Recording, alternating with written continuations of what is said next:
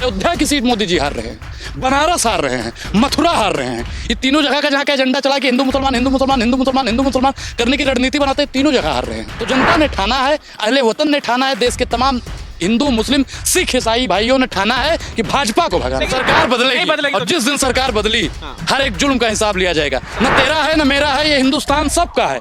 नहीं समझी गई बातें तो फिर नुकसान सबका है। उसको वोट मत दीजिए जो हिंदू मुसलमान करवाते हैं, उसको वोट मत दीजिए जो संविधान को बदलने के लिए 24 घंटा रणनीति बनाते हैं, और उसको वोट मत दीजिए जो अपने शासन और प्रशासन से कहकर नमाजियों को लात मरवाते हैं। आप हमें मारोगे, हम उसका जवाब वोट से देंगे। आप हमें केजरीवाल की तरह जेल में डालोगे तो जनता इस बार ने ठान लिया कि हर चीज का जवाब वोट से देंगे। 10 साल में सिर्फ और सिर्फ इस देश में नफरत फैली है।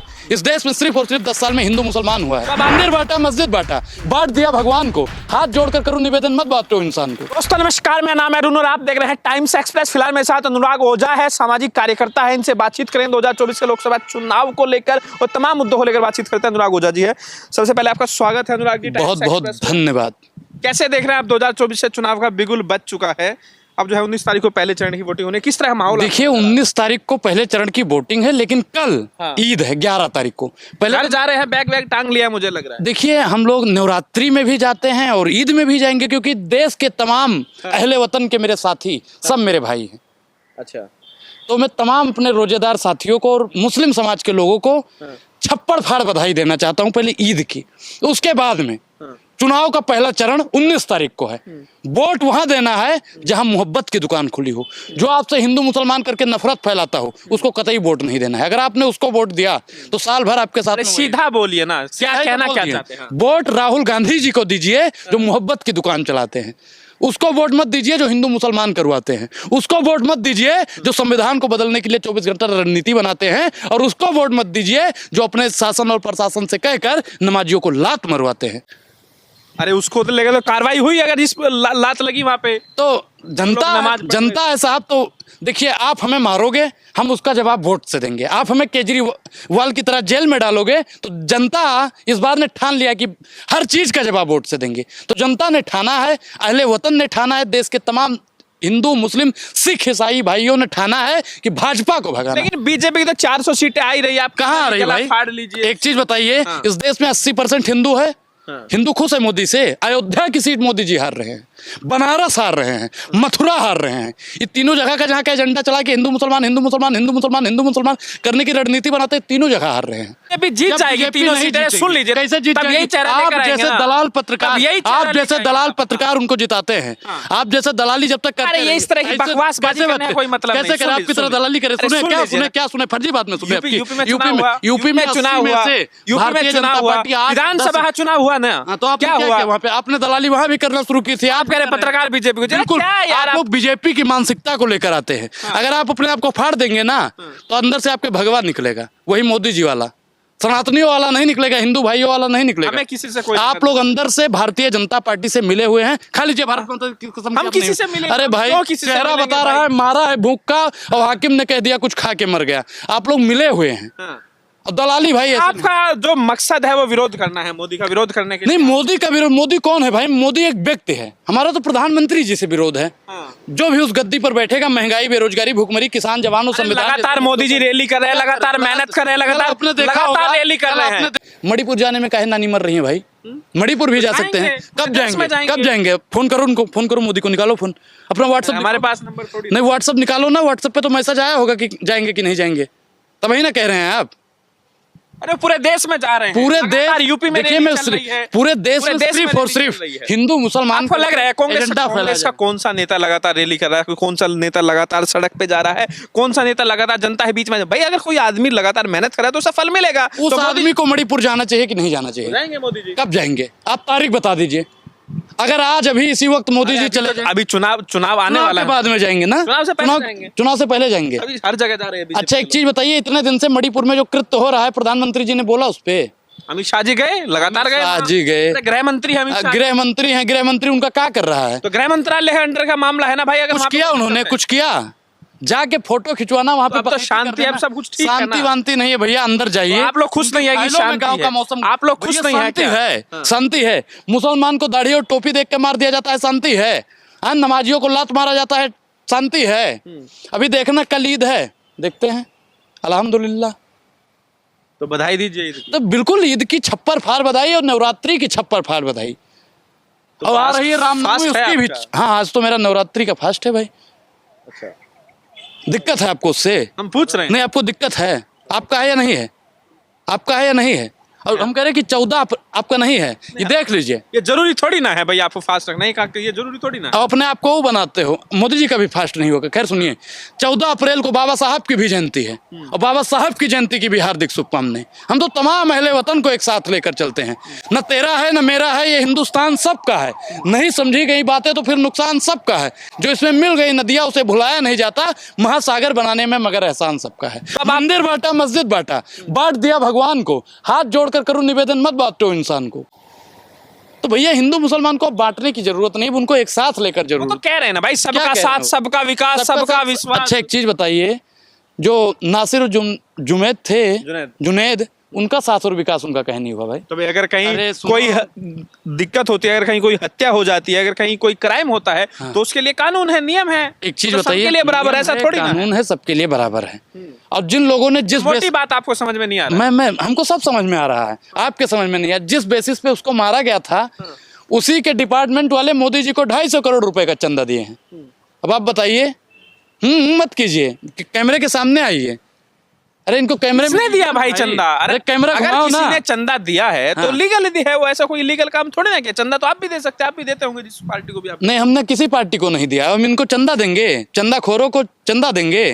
तो भाई पार्टी चलाने के लिए चंदा जरूरी होता है, और जो भी जिस इंसान को लगता है कि भाई ये पार्टी देश हित के लिए काम कर आप ये रही है। चीज मानते हैं कि पार्टी चलाने के लिए चंदा जरूरी होता है? बिल्कुल जरूरी तो घर होता है। चलाने के लिए दाल रोटी जरूरी है कि नहीं? बिल्कुल है। घर चलाने के लिए रोजगार जरूरी है कि मोदी जी नहीं? दे रहे हैं मैं जो तो पूछ रहा हूँ आप उसका जवाब दीजिए। बिल्कुल है। रोजगार जरूरी है कि नहीं? घर में महिलाओं को सुरक्षित रहना चाहिए कि नहीं? किसानों को सुरक्षित रहना चाहिए कि नहीं? जवान को सुरक्षित रहना चाहिए कि नहीं? देश के संविधान को सुरक्षित रहना चाहिए कि नहीं? मैं जो पूछ रहा हूँ आप उसका जवाब दे, हंसिए मत।